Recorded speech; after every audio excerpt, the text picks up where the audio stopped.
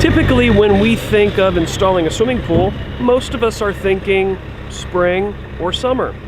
The reality is, installing a swimming pool during the fall or even winter can make an awful lot of sense. For one thing, Frozen isn't muddy. Today is about 20 degrees and beautifully sunny, and we're able to get quite a bit done. This pool was put in yesterday afternoon, and we're wrapping up the backfill.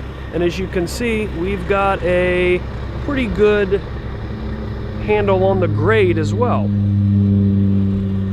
Now, it may not be as glamorous to put a pool in the wintertime, but it gives everybody a little bit more flexibility in terms of the pressure of the project.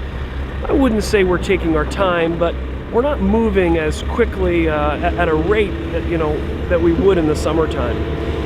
If the option is for a fall or winter installation, you might want to give it some consideration. You definitely know that you'll be done by the time spring and summer roll around.